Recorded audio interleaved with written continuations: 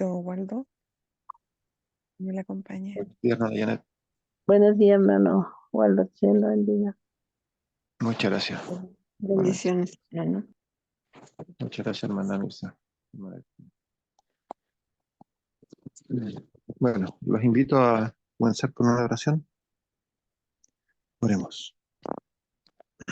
Padre nuestro, Señor, te agradecemos porque nuevamente podemos comenzar el día de esta manera. Ayúdanos a estar concentrados Así es, Señor. y con la capacidad de atender, Señor, de, de recibir tu mensaje, tu palabra.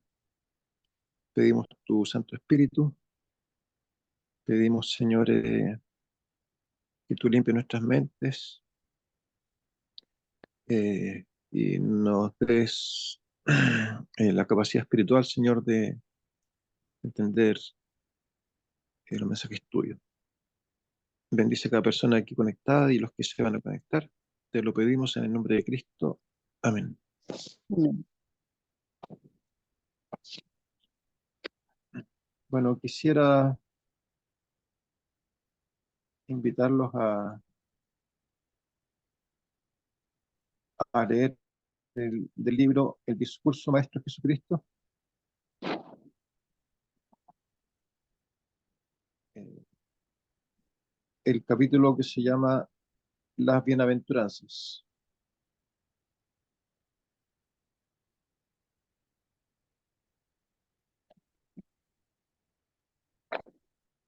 Bueno, es un capítulo no es corto, así que vamos a leer algunos párrafos que nos pueden servir de introducción para a lo mejor motivarnos después a seguir leyéndolo.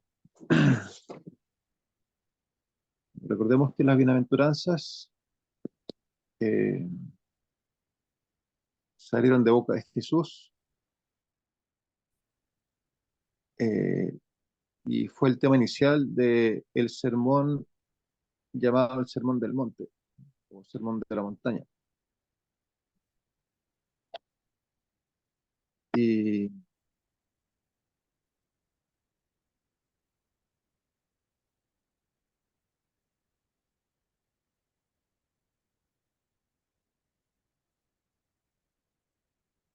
perdón.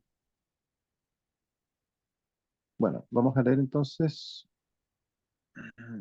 desde la primera, que dice, eso está en Mateo 5,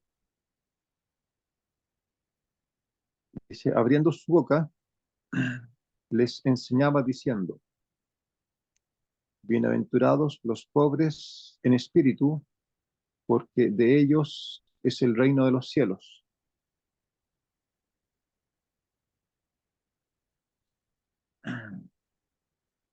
Estas palabras resonaron en los oídos de la muchedumbre como algo desconocido y nuevo. Tal enseñanza era opuesta a cuanto habían oído del sacerdote o el rabino.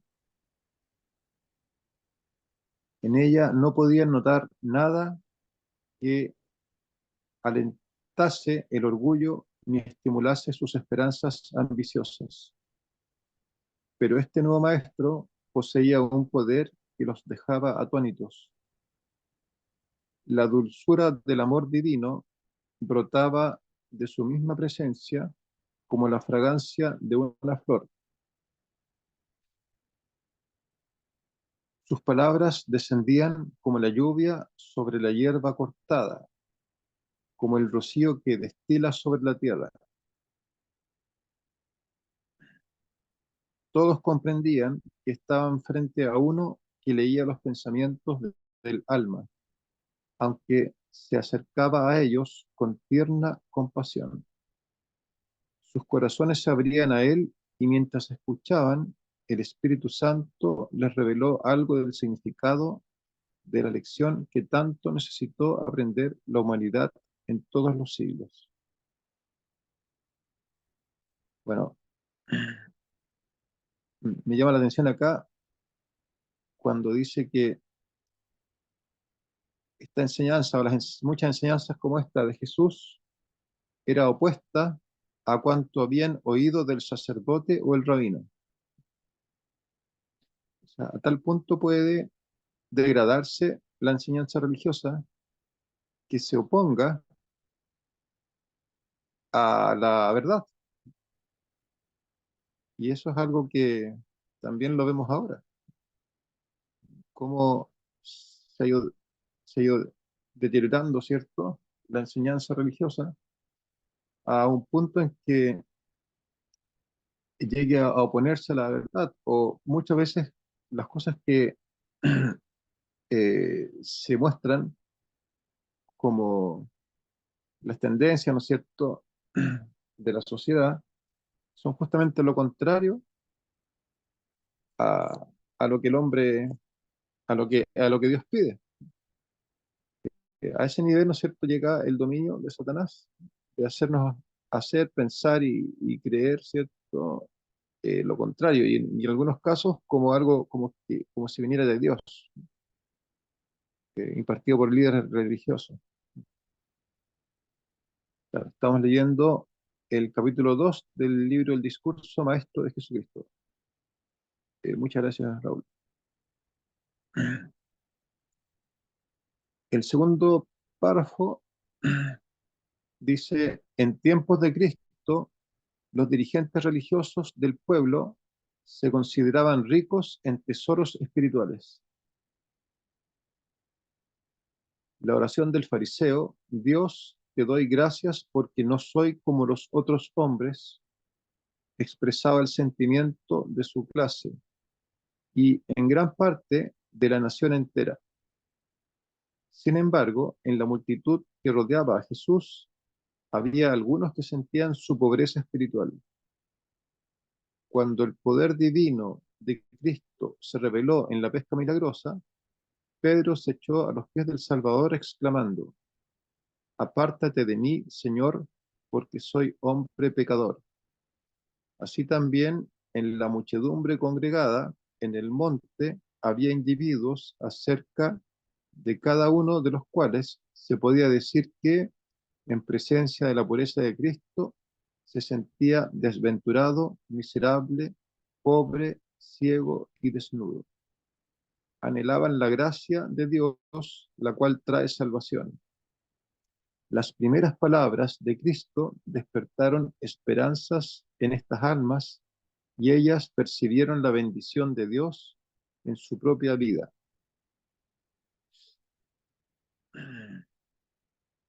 Bueno, aquí hay un contraste entonces entre el pensamiento de gran parte de la nación, especialmente de los dirigentes religiosos, que se consideraban ricos en tesoros espirituales, y algunos, como Pedro, que veían su pobreza espiritual. Algunos, ¿cierto?, que se podían encontrar a sí mismos desventurados, miserables, pobres, ciegos y desnudos. De aquí, aunque en la versión que tengo yo no lo cita, esa declaración aparece en Apocalipsis capítulo 3, cuando habla de la iglesia de la Odisea, la iglesia del tiempo final, en la cual también, en boca de Jesús, se declara que la gran mayoría de estos miembros cristianos del tiempo final se consideran, al igual que los fariseos de esa época, ricos. Te doy gracias porque no soy como los otros hombres, ¿cierto? Yo conozco más la verdad, no bebo alcohol, no fumo, eh, eh, leo de vez en cuando, ¿no es cierto?, mensajes espirituales, pero así también en Apocalipsis 3 se nos indica que son pocos los que de ellos se consideran desventurados, miserables, pobres, ciegos y desnudos, que es el síntoma que realmente debiéramos tener. Bueno, entonces, para estas almas, las palabras de Jesús despertaron esperanza y percibieron la bendición de Dios en su propia vida. Así también puede suceder con nosotros. La voluntad de Dios es que nosotros no nos creamos ricos, sino que veamos nuestra verdadera condición, como estas almas que se mencionan. A los que habían razonado, yo soy rico y me he enriquecido, y de ninguna cosa tengo necesidad, Jesús presentó la copa de bendición, mas rehusaron con desprecio el don que se les ofrecía tan generosamente. El que se cree sano, el que se considera razonablemente bueno y está satisfecho de su condición, no procura participar de la gracia y justicia de Cristo. El orgullo no siente necesidad y cierra la puerta del corazón para recibir a Cristo, ni las bendiciones infinitas que Él vino a dar. Jesús no encuentra albergue en el corazón de tal persona. Los que en su propia opinión son ricos y honrados, no piden con fe la bendición de Dios ni la reciben. Se creen saciados y por eso se retiran vacíos. La verdad es que no estoy compartiendo pantalla porque más adelante pensaba tal vez moverme un poco, pero si puedo ahora voy a compartir en unos minutos más. Tampoco tengo activado el WhatsApp web. Bueno, eh, entonces, la actitud, ¿no es cierto?, que actualmente se repite, que cualquiera de nosotros la puede tener, la ha tenido o la tiene, y justamente muchas veces no nos damos cuenta porque la actitud de decir yo soy rico es cuando uno en realidad se cree rico, ¿no? Cree que no necesita. Eh, eh, Cuando tal vez las palabras de Dios ya como que nos resbalan, por así decirlo, no nos penetran, es cuando uno piensa que ya no las necesita,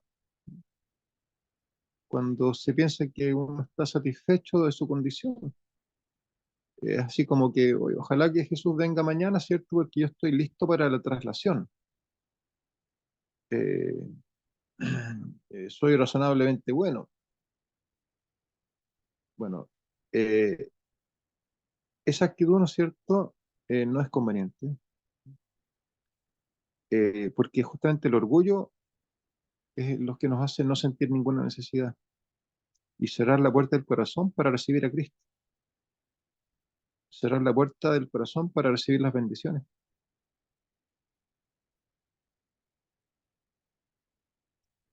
Y en tal caso, dice, se creen saciados y por eso se retiran vacíos.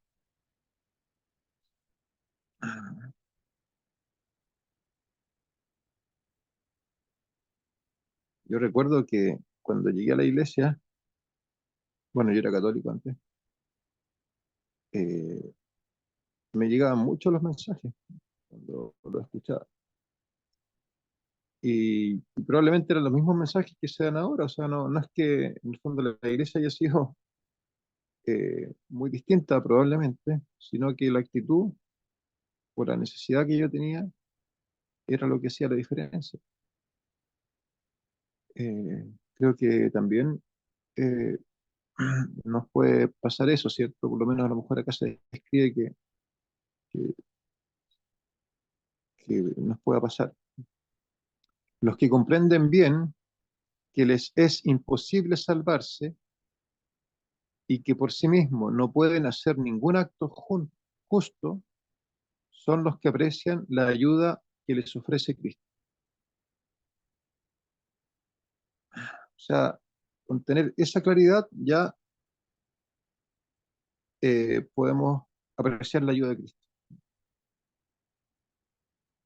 Saber, ¿no es cierto?, que nos es imposible salvarnos y saber que no podemos hacer ningún acto justo por nosotros mismos. Estos son los pobres en espíritu. Entonces, ¿quiénes son los pobres en espíritu? Los que comprenden bien que les es imposible salvarse y que por sí mismos no pueden hacer ningún acto justo Estos son los pobres en espíritu.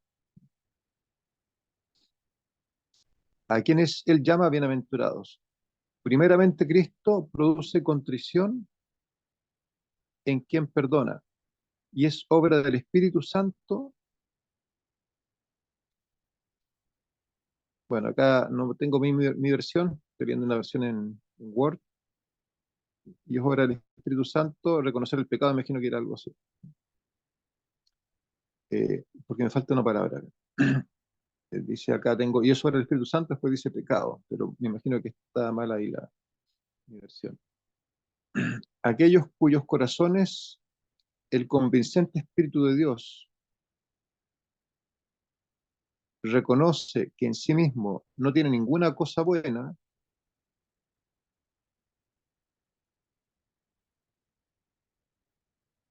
uy, tengo mal aquí la traducción.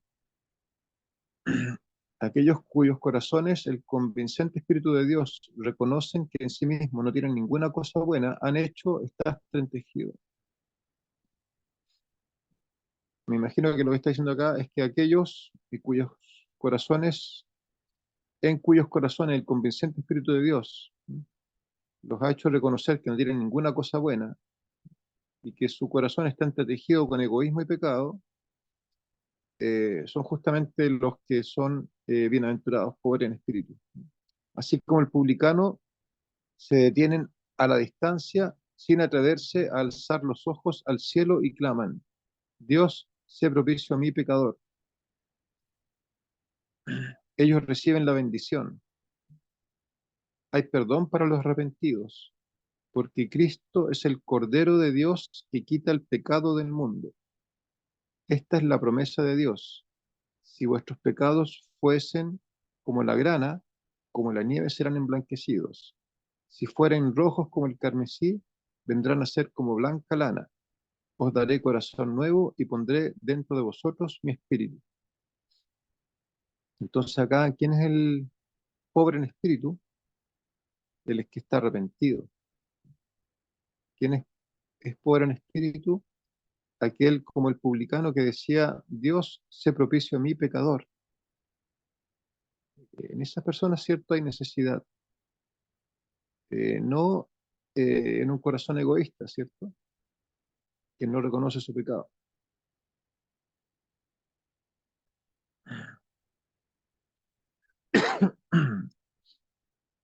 Leo el siguiente párrafo. Dice: refiriéndose a los pobres de espíritu, Jesús dice: de ellos es el reino de Dios. Dicho reino no es, como habían esperado los oyentes de Cristo, un gobierno temporal y terrenal. Cristo abría ante los hombres las puertas del reino espiritual de su amor, su gracia y su justicia. El estandarte del reino del Mesías se diferencia de otras enseñas, porque nos revela la semejanza espiritual del Hijo del Hombre. Sus súbditos son los pobres de espíritu, los mansos, los que padecen persecución por causa de la justicia. De ellos es el reino de los cielos. Si bien aún no ha terminado, en ellos se ha iniciado la obra que los hará aptos para participar de la herencia de los santos en luz. Entonces, ¿cuál es este reino? Eh, Obviamente no es un gobierno temporal ni terrenal.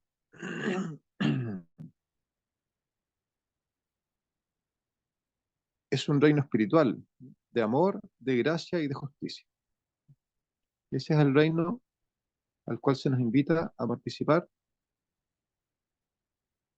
y a todos los pobres en espíritu, ¿cierto? Un reino de amor, de gracia y de justicia. Eso podemos esperar, ¿cierto? Si nos acercamos a Jesús.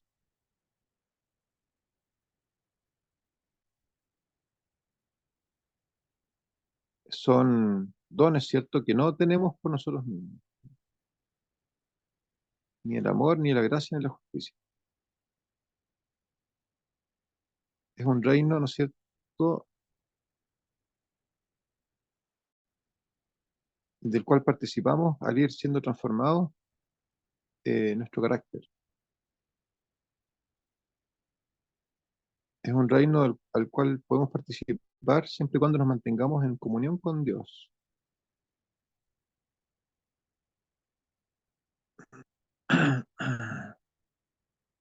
Y es un reino que no termina. Todos los que se sienten, sigo leyendo, todos los que se sienten, todos los que sienten a la absoluta pobreza del alma y saben que en sí mismo no hay nada bueno, pueden hallar justicia y fuerza recurriendo a Jesús.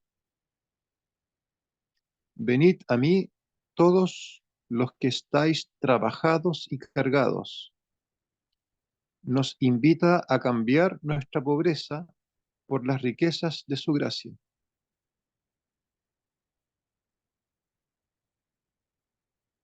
No merecemos el amor de Dios, pero Cristo, nuestro fiador, es sobremanera digno y capaz de salvar a todos los que vengan a Él. No importa cuál haya sido la experiencia del pasado, ni cuán desalentadoras sean las circunstancias del presente. Si acudimos a Cristo en nuestra condición actual, débiles, sin fuerza, desesperados, nuestro compasivo Salvador saldrá a recibirnos mucho antes de que lleguemos y nos rodeará con sus brazos amantes y con la capa de su propia justicia. Nos presentará a su Padre en las blancas vestiduras de su propio carácter. Él aboga por nosotros ante el Padre diciendo: me he puesto en el lugar del pecador. No mires a este hijo desobediente, sino a mí. Y cuando Satanás contiende fuertemente contra nuestras almas, acusándonos de pecado y alegando que somos su presa, la sangre de Cristo aboga con mayor poder.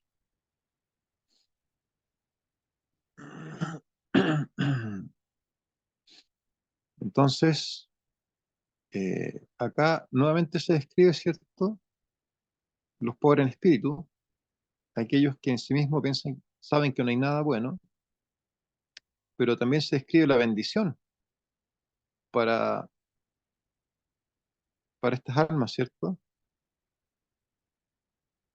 Eh, los pobres en espíritu pueden cambiar su pobreza por las riquezas de Dios.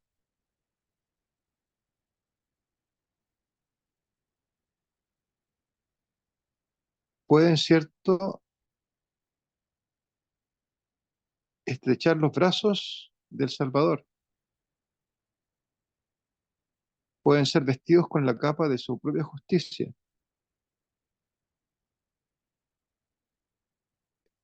Pueden recibir, ¿no es cierto?, a Jesús como su sustituto. Y pueden ser redimidos, ¿cierto?, por la sangre de Cristo. Somos llamados entonces a ser pobres en espíritu, a pedirle a Dios que nos muestre nuestra verdadera condición, porque nuestra verdadera condición no es de riqueza, es de pobreza, pero lo que falta es que nosotros podamos verla, ¿cierto? Podamos reconocerla, probablemente, ¿cierto? A lo mejor algunos de ustedes la reconocen de forma total, pero ese es el llamado que nos hace, ¿no es cierto?, también a nosotros como iglesia final de la Odisea, a, a hacer un análisis objetivo a la luz de la palabra de Dios y ver que no somos como ese fariseo, eh, que no debiéramos ser como ese fariseo que dice, yo soy rico, ¿no es cierto? Y gracias, Señor, porque no soy como este publicano. Ayuno 2 veces a la semana, doy todos mis diezmos, eh, sino que más bien eh, Dios quiere que nos veamos nosotros como el publicano, como aquella persona que no quería levantar su cabeza al cielo y pedía al cielo, ¿cierto?, sé propicio a mí, que soy hombre pecador. Finalmente el publicano era más religioso que el fariseo. Y se llevó la bendición. Esta bendición, cierto, es para los pobres en espíritu, no es para los ricos en espíritu. Y es el primer paso que aquí se nos da para el reino de Dios. Cualquiera de nosotros que nos analicemos a la luz de la palabra de Dios y nos podamos comparar con ella, podemos, ¿no es cierto?, llegar a la verdadera convicción de que somos pobres en espíritu, que es lo que realmente somos, y así necesitar a Jesús nuevamente. No irnos vacíos, ¿cierto?, del mensaje de Jesús, sino que irnos llenos y irnos con esta bienaventuranza, con esta bendición. Bueno, voy a leer un poco más de la segunda bienaventuranza, que dice: bienaventurados los que lloran, porque ellos recibirán consolación. Esa es la segunda bienaventuranza.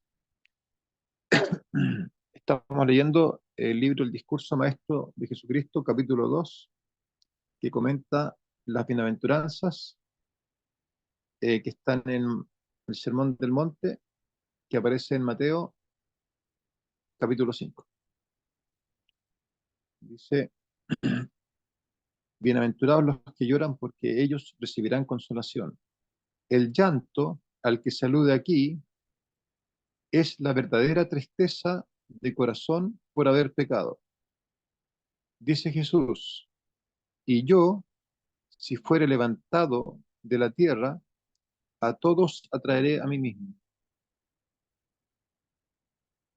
A medida que una persona se siente persuadida a mirar a Cristo levantado en la cruz, percibe la pecaminosidad del ser humano. Comprende que es pecado lo que azotó y crucificó al Señor de la gloria.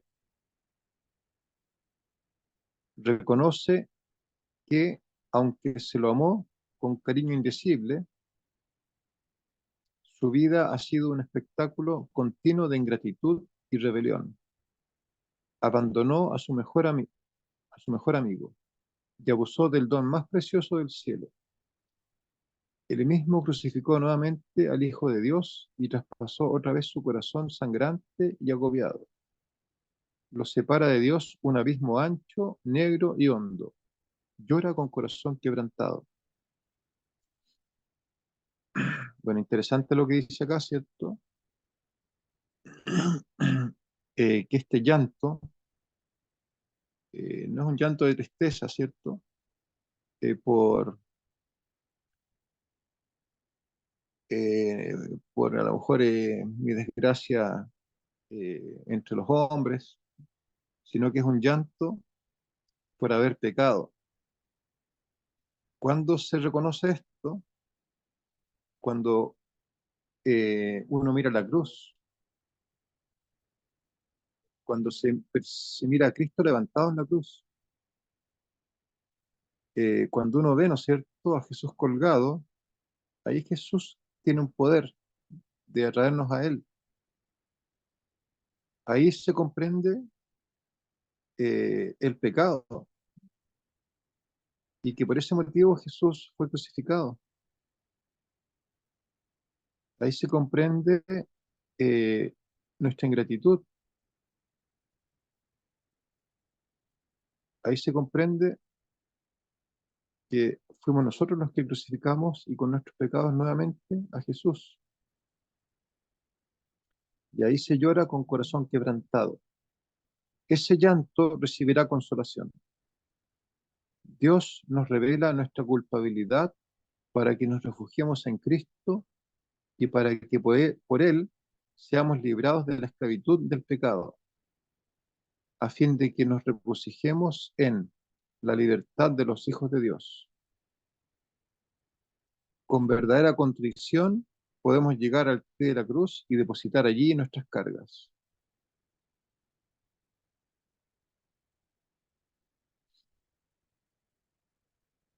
Entonces, ese llanto tiene una aventuranza, tiene una bendición. Ese llanto necesita a Jesús. Ese llanto le es necesario un Salvador en el cual depositar las cargas. Y ese llanto produce alivio cuando se va ese Salvador. Hay también en las palabras del Salvador un mensaje de consuelo para los que sufren aflicción o pérdida de un ser querido. Nuestras tristezas no brotan de la tierra. Dios no aflige ni entristece voluntariamente a los hijos de los hombres. Cuando Él permite que suframos pruebas y aflicciones, es para lo que nos es provechoso para que participemos de su santidad. Si la recibimos con fe, la prueba, que parece tan amarga y difícil de soportar, resultará una bendición. Bueno, eso está como para destacarlo, ¿cierto? Aunque lo sabemos. Lo voy a repetir. Si la recibimos con fe, la prueba que parece tan amarga y difícil de soportar resultará una bendición. El golpe cruel que marchita los gozos terrenales nos hará dirigir los ojos al cielo. ¿Cuántos son los que nunca habrían conocido a Jesús si la tristeza no los hubiera movido a buscar consuelo en Él? Las pruebas de la vida son los instrumentos de Dios para eliminar de nuestro carácter toda impureza y tosquedad. Otra frase bastante significativa, ¿cierto? No la quiero dejar pasar para comentarla después. Las pruebas de la vida son los instrumentos de Dios para eliminar de nuestro carácter toda impureza y tosquedad. Si aspiramos a llegar al cielo con un carácter puro o purificado, tenemos que saber que vamos a pasar por pruebas. Y si estamos pasando por pruebas, es porque Dios quiere hacer esa obra en nosotros, de eliminar toda impureza y tosquedad. Mientras nos labran, escuadran, cincelan, pulen y bruñen, el proceso resulta penoso y es duro ser oprimido contra la muela del esmeril. Pero la piedra sale preparada para ocupar su lugar en el templo celestial. El Señor no ejecuta trabajo tan consumado y cuidadoso en material inútil. Únicamente sus piedras preciosas se labran a manera de las de un palacio.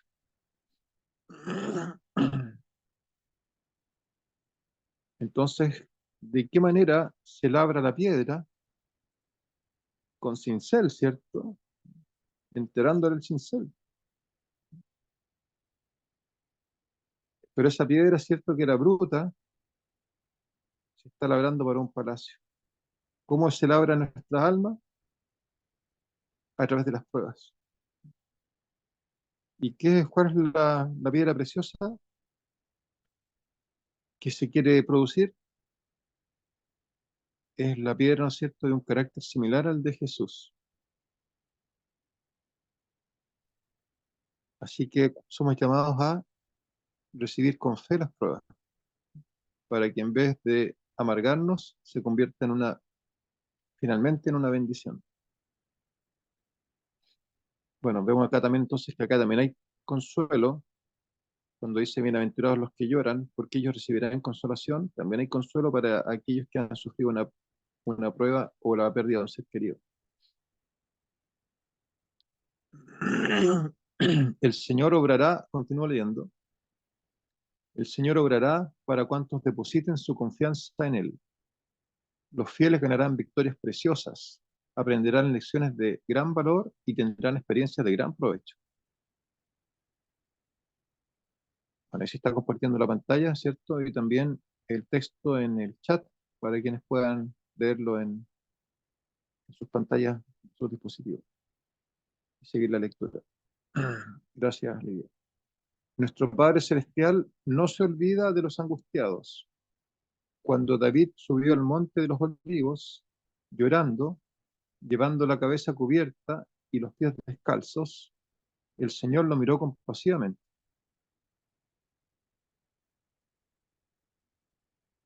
David iba vestido de cilicio y la conciencia lo atormentaba. Demostraba su contrición por señales visibles de la humillación que se imponía. Con lágrimas y corazón quebrantado, presentó su caso a Dios, y el Señor no abandonó a su siervo. Jamás estuvo David tan cerca del amor infinito como cuando, hostigado por la conciencia, huyó de sus enemigos, incitados a rebelión por su propio hijo.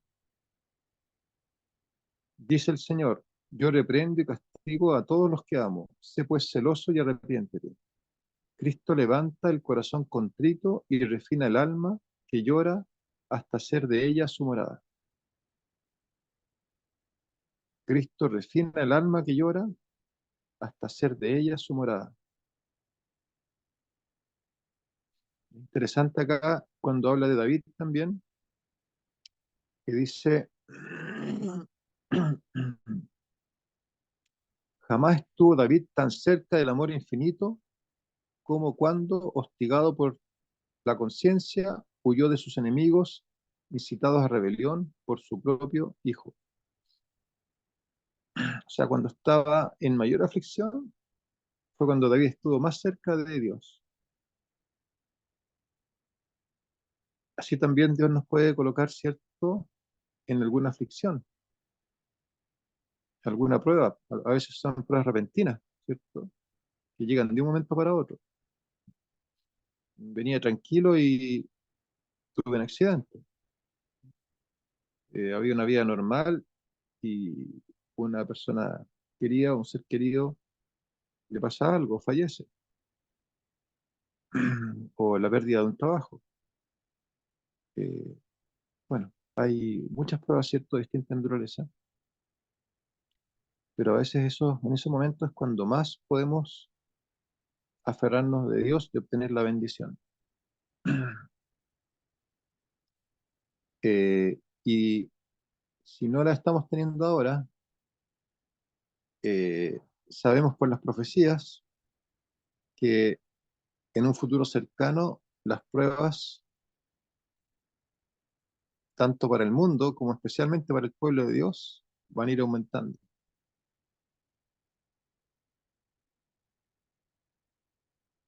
Y lo que va a producir que haya un pueblo con un carácter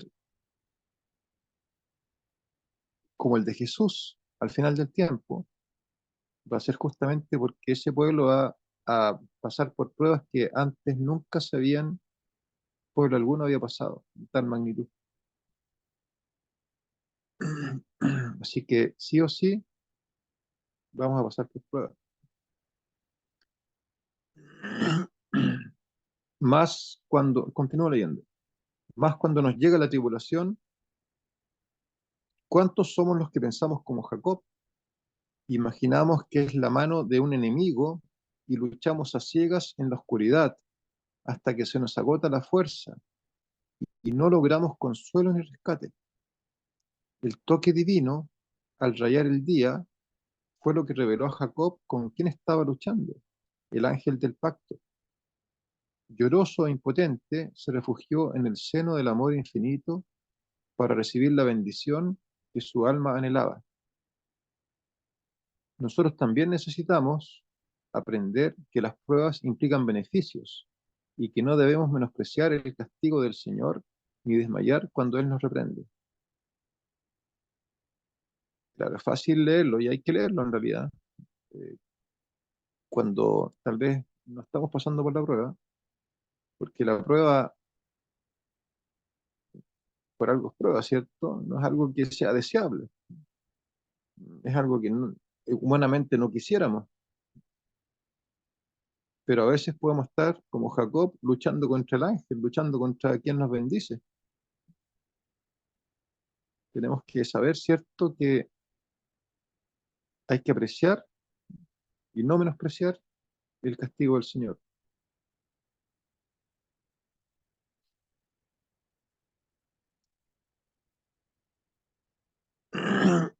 Hay un versículo que dice, bienaventurado el hombre a quien Dios castiga. Otro que dice, porque Él es quien hace la llaga, y él la vendará. Él hiere y sus manos curan. En 6 tribulaciones te librará, y en la séptima no te tocará mal. A todos los afligidos viene Jesús con el ministerio de curación. El duelo, el dolor y la aflicción pueden iluminarse con revelaciones preciosas de su presencia. Esa es la bendición del duelo, del dolor y la aflicción, que pueden iluminarse con revelaciones preciosas de su presencia. O sea, a mayor prueba pueden haber mayores revelaciones de Dios.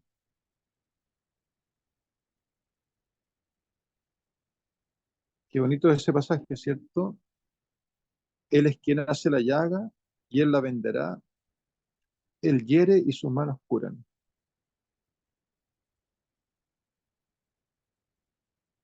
Y bienaventurado a quien Dios castiga. O sea, uno puede pensar que la prueba es una maldición, pero acá dice que es una bendición.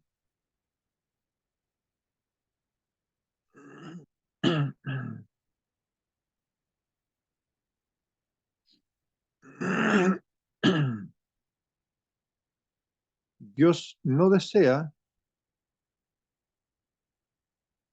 que quedemos abrumados de tristeza, con el corazón angustiado y quebrantado. Quiere que alcemos los ojos y veamos su rostro amante. El bendito Salvador está cerca de muchos cuyos ojos están tan llenos de lágrimas que no pueden percibirlo. Anhela estrechar nuestra mano. Desea que lo miremos con fe sencilla y que le permitamos que nos guíe. Su corazón conoce nuestras pesadumbres, aflicciones y pruebas. Nos ha amado con un amor sempiterno y nos ha rodeado de misericordia. Podemos apoyar el corazón en Él y meditar a todas horas en su bondad.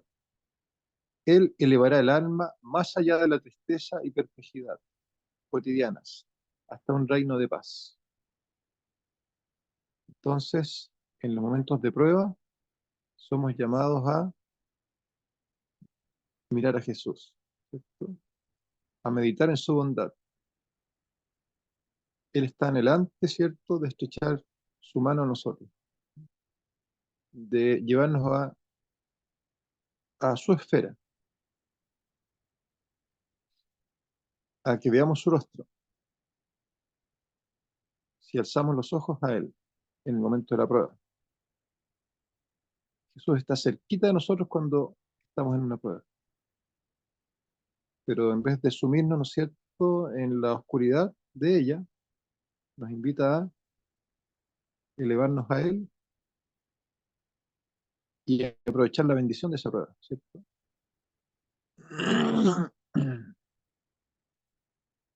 Pensad en esto, hijos de las penas y del sufrimiento, y regocijaos en la esperanza. Esta es la victoria que vence al mundo, nuestra fe. Bueno, creo que lo voy a dejar hasta acá, ¿cierto? A ver, quedan 2 párrafos para terminar este análisis. Continúo leyendo entonces lo que se refiere a, estamos leyendo la segunda bienaventuranza, bienaventurados los que lloran, porque ellos recibirán consolación. Acá dice, bienaventurados también los que con Jesús lloran llenos de compasión por las tristezas del mundo y se afligen por los pecados que se cometen en él. Y al llorar no piensan en sí mismos. Jesús fue varón de dolores y su corazón sufrió una angustia indecible. Su espíritu fue desgarrado y abrumado por las transgresiones de los hombres. Trabajó con celo consumidor para aliviar las necesidades y los pesares de la humanidad, y se le agobió el corazón al ver que las multitudes se negaban a venir a él para obtener vida.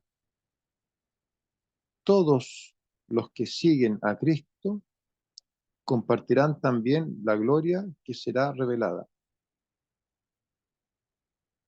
Estuvieron unidos con él en su obra, apuraron con él la copa del dolor y participaron también de su regocijo.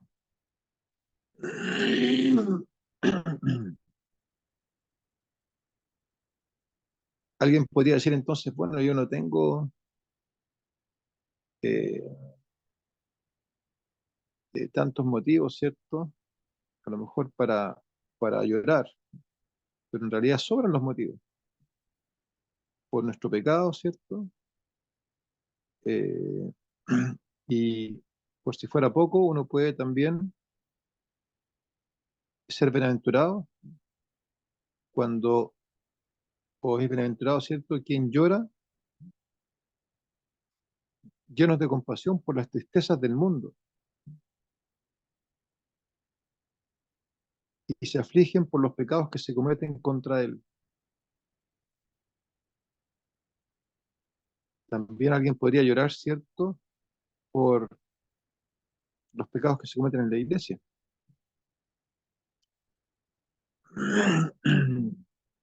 Para esta actitud también, ¿cierto? Hay una bienaventuranza.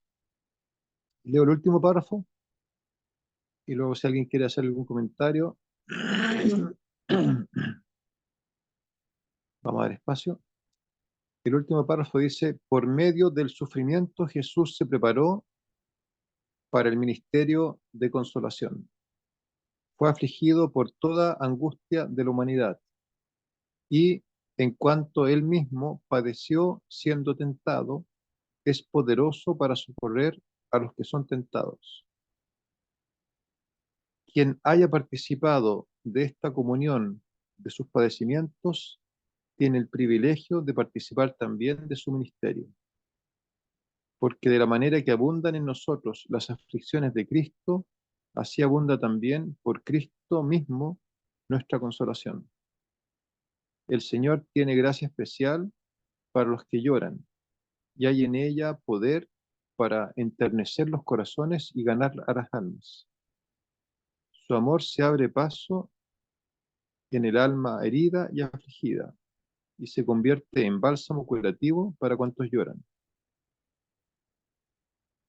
El Padre de misericordias y Dios de toda consolación nos consuela de todas nuestras tribulaciones, para que podamos también nosotros consolar a los que están en cualquier tribulación, por medio de la consolación con que nosotros somos consolados por Dios.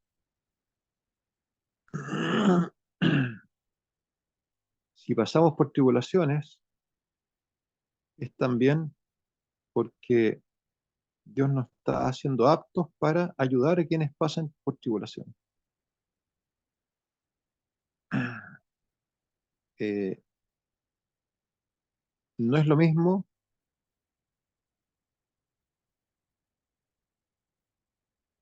una persona, ¿cierto?, que acaba de perder un ser querido y que va a consolar a otro, que alguien que a lo mejor nunca ha perdido un ser querido y que va a consolar a quien sí lo hizo. El que padece tribulación, ¿cierto?, se hace más apto para consolar a quien está en tribulación. Y bueno, aquí quisiera destacar un párrafo también de lo que acabamos de leer que dice, el Señor tiene gracia especial para los que lloran, y hay en ella poder para enternecer los corazones y ganar almas. O sea, aquellos que lloran, ¿no es cierto?, que están padeciendo esa tristeza, por cualquiera de los motivos que se señaló, van a tener, ¿no es cierto?, eh, un poder de enternecer los corazones, que no es propio, ¿cierto?, que se los da Dios, y un poder para ganar almas.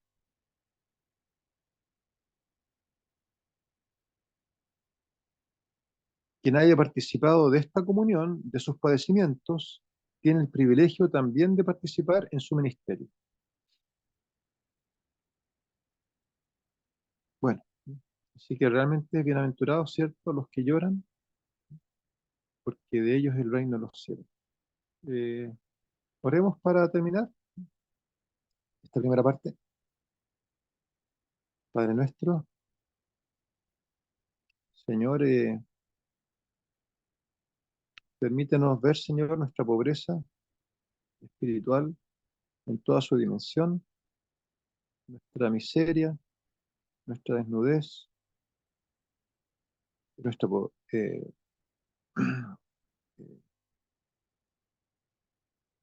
Señor, y que somos eh, pobres, ¿cierto?, en espíritu, realmente. Pero permítenos verlo, Señor, palparlo, para que podamos tener esa bienaventuranza, esa, esa bendición. Y también, Señor, eh, nos entregamos a ti, Señor, para que tú eh, guíes nuestras vidas de tal manera que podamos ver nuestra verdadera condición, que nos haría probablemente llorar, o más de lo que tal vez podamos experimentarlo.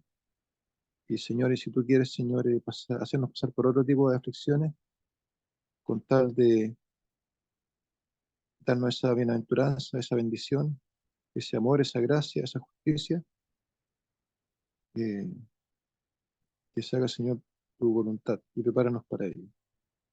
Te lo pido en nombre de Cristo. Amén.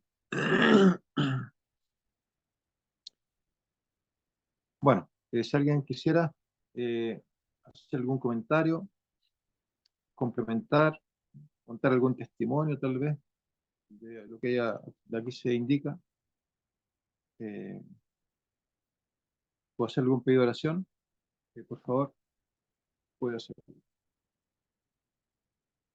Hermano José Bravo, adelante. Buenos días a todos, gracias hermanito.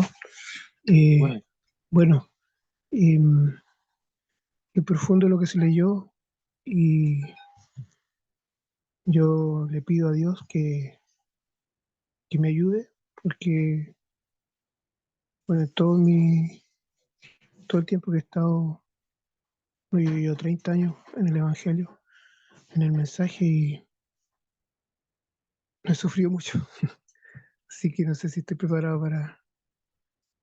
para lo que viene, porque los que han sufrido yo pienso que pueden estar más preparados.